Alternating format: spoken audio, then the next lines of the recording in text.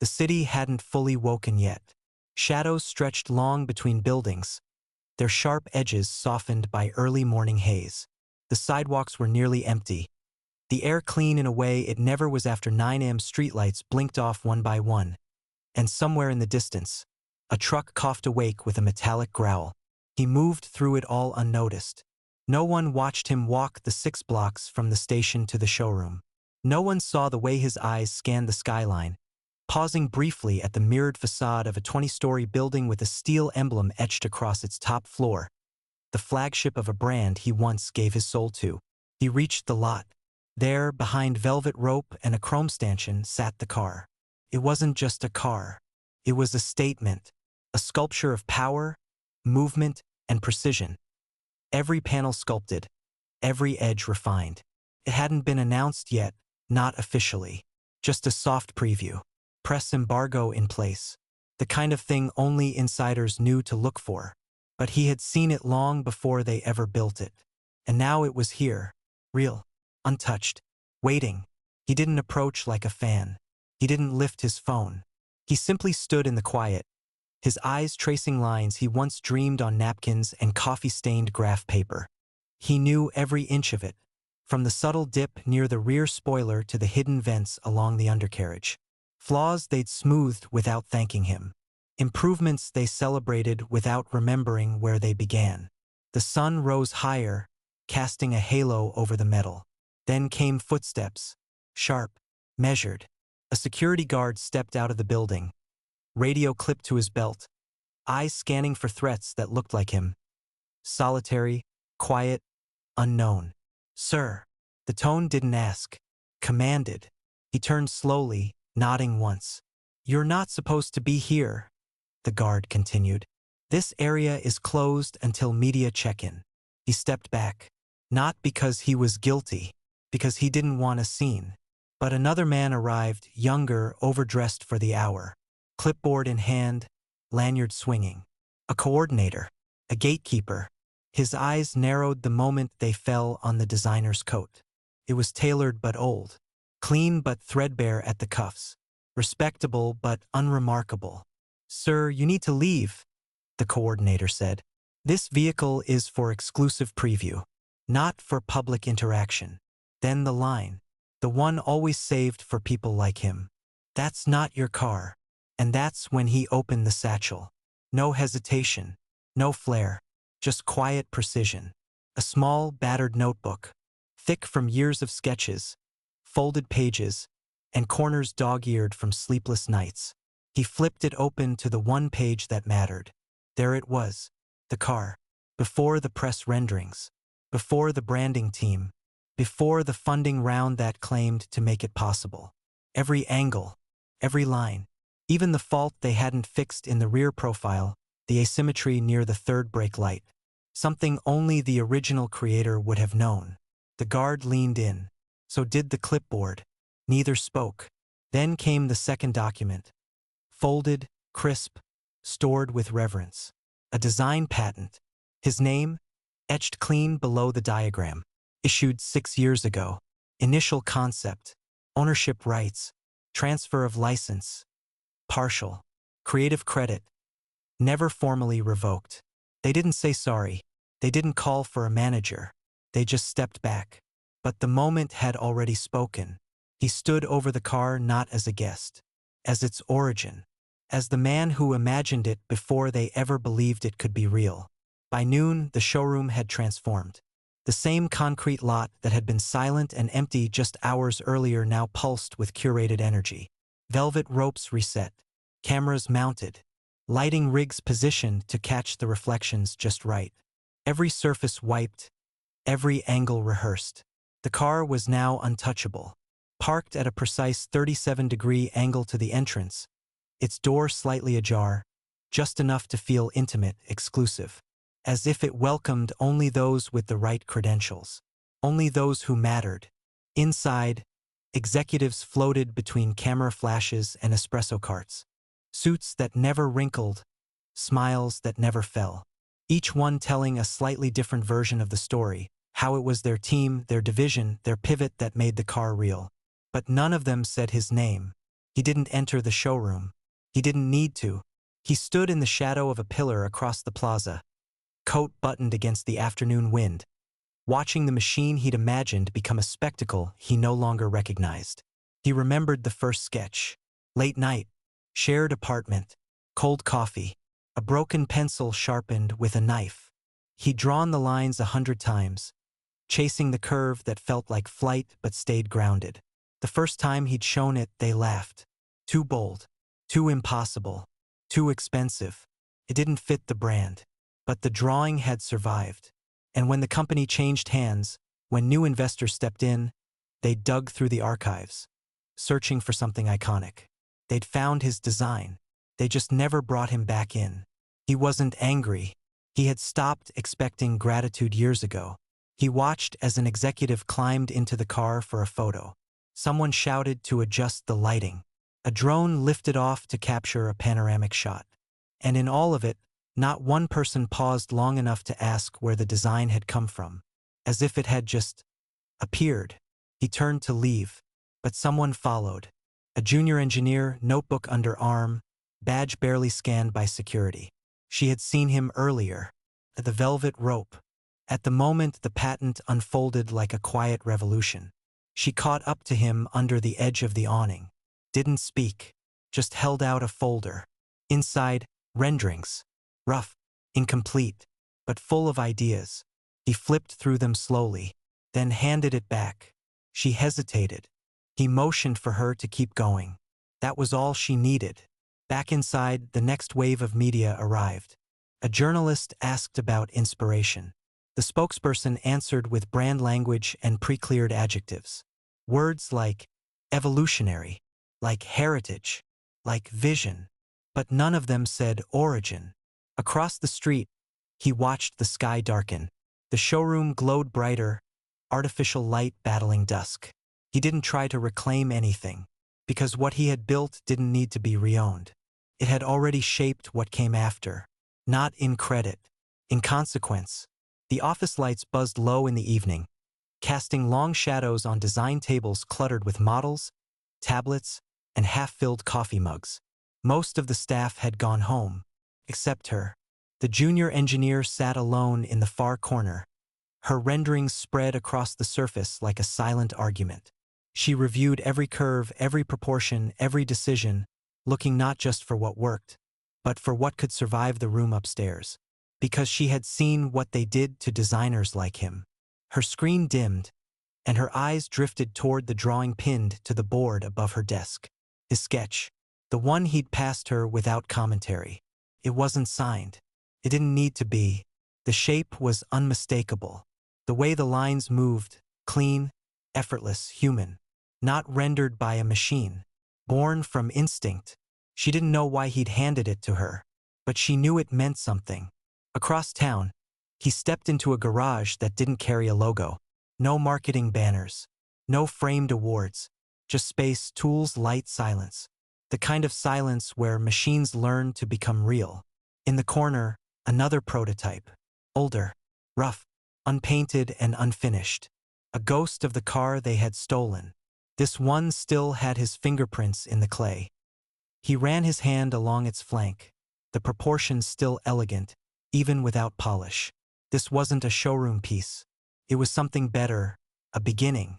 One that had never been diluted by committees or repackaged into premium tiers. He plugged in a small tablet, scanned the chassis. The screen lit up with a simple message. Chassis 001 Project. Origin. Not a name, a reminder. He worked through the night. Across his workbench, concepts came alive. Not for a client, not for a brand. For the idea itself, that design didn't have to serve power. Could speak to possibility. And while the city slept, his design spread. Quietly. Through emails forwarded from engineers who remembered his name but were told not to mention it. Through DMs between interns. Through screenshots passed from one design school to another, uncaptioned, unclaimed, but deeply studied. The showroom car gained attention. The press called it a revolution. The CEO accepted awards. The design team gave interviews about collaboration. But none of them mentioned the sketchbook. The one that had traveled with him from country to country, job to job, lay now on a table in his workshop, its cover worn, its spine cracked, its pages filled with futures no one had yet seen. Until now. Because the engineer, the one from the showroom, had shared something. She had printed his drawing, pinned it in the common area at headquarters.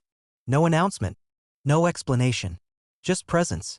The next morning, a janitor paused at it, then a mechanic, then a lead designer passing by with his espresso.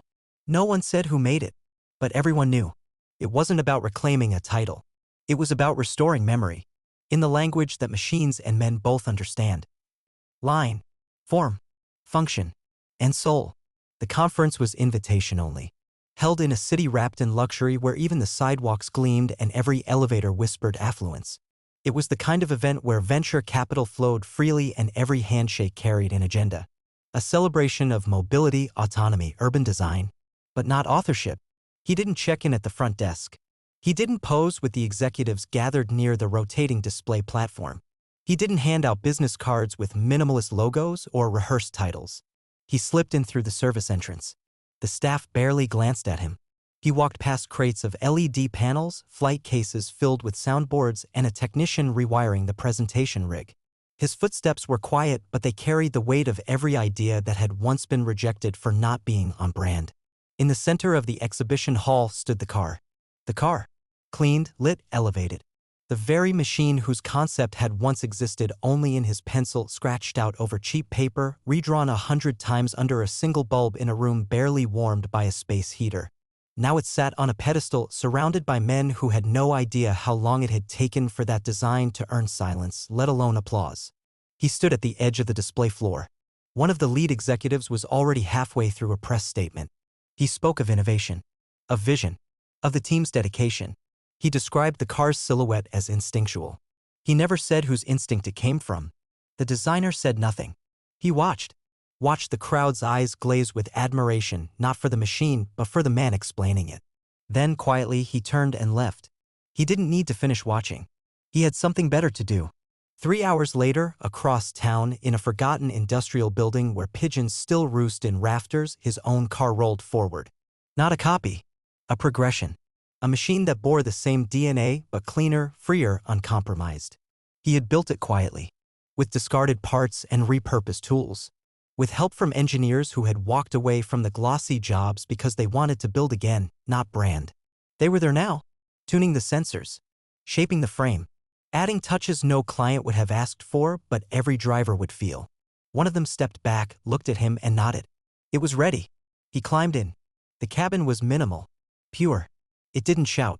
It breathed. He turned the key. Not a button, a key. Because machines, when made by people and not by marketing departments, deserved a kind of ritual. The car rolled onto the street. No press. No logo. Just motion. Real, smooth, alive. He didn't need to race the showroom version. He'd already passed it the day they stopped listening. Now the road was his again. Not because someone handed it to him. Because he never stopped walking it alone. The road stretched wide through the early hours, painted orange by sodium streetlights that flickered against the silence of industrial outskirts. He drove without urgency, every movement precise, the car answering like a limb he'd always owned. It wasn't fast for speed's sake. It was balanced, grounded, real. Somewhere between the overpasses and rusted warehouses, he pulled into an open lot, not marked, not lit, just space. A place that once held forgotten machines and now hosted rebirth. He parked, cut the engine, and sat still.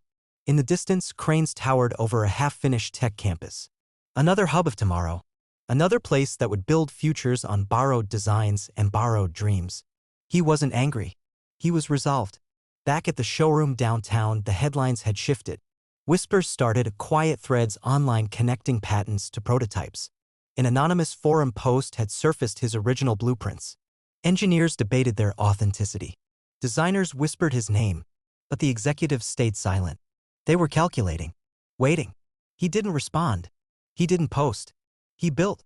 In that same warehouse, day after day, a different machine began to take form. Not just a vehicle, a concept. Something that ignored segments and market share and instead asked, what if design came back to purpose? No infotainment center. No chrome for prestige. Just fluid geometry. Sustainable materials.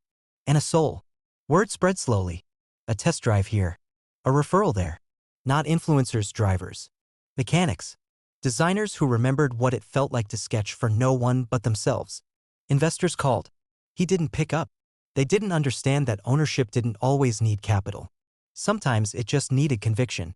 One afternoon, a reporter found him. She waited outside the warehouse in the rain, notebook in hand, notepad soaked. She didn't ask for a quote. She asked for a drive. He let her sit in the prototype. Didn't explain anything. Let the machine speak. When the engine whispered to life, she stared forward, not smiling, not reacting. Just breathing. The next day, her piece went live. No headline. Just 3 words, he built again. It wasn't viral. It was permanent. The showroom team scrambled. PR calls. Reputation meetings. Crisis response. Suddenly they remembered his name. Not to honor it, to contain it. They offered an apology. He didn't return it. They offered a settlement. He didn't cash it. They offered credit in future designs. He didn't need it. Because the machine they'd ignored had already started rolling into hands that mattered, hands that didn't care about badges, only about feeling something again. He wasn't selling a car. He was handing back a truth. That design, when done with integrity, didn't need a brand to be remembered. It just needed to be driven. The museum stood at the edge of the city, not one of marble and chandeliers, but of glass and steel and silence. A place where design was archived, not celebrated. Where the sketches behind the machines were framed in soft light and visitors spoke in hushed tones, reverent of forgotten drafts. He walked its halls with quiet steps. Along the walls, wind tunnel diagrams, exploded views of now extinct dashboards, clay models with fingerprints hardened into memory. Each display carried a plaque. Some with names. Most with companies. But one section had changed. It hadn't been there last year. A new wing. Minimal. 3 exhibits only. The first, a yellowing sketchbook, open to a page with lines that bled through, the shape of a car the world had claimed but never traced back. The second, a prototype chassis, unpainted, unfinished, beautiful. Built by hands, not marketing. The third, a photo. Black and white. No caption. Just a man sitting alone beside a machine, his back to the camera, one hand resting lightly on the hood. The design unmistakable. The posture unforgettable. Visitors stopped longer in this wing. Not because of fame. Because of recognition. They didn't know his name. They knew his work. That was enough. He didn't stay long. Outside, wind moved through a row of parked cars, real ones, imperfect ones, used. One of them bore no logo. Just balance. Just presence. It had come from the warehouse. Now it sat here. Waiting for someone to understand what it meant to drive a story, not just a product. He stepped in. No key fob. No biometric lock. Just a manual start and a soft hum. The city blurred around him again, like it had all those years ago when the first sketch felt too wild for approval. Now it wasn't about approval anymore. It was about legacy. Not the kind cast in metal. The kind passed quietly through pages and gestures and machines that held more memory than mass.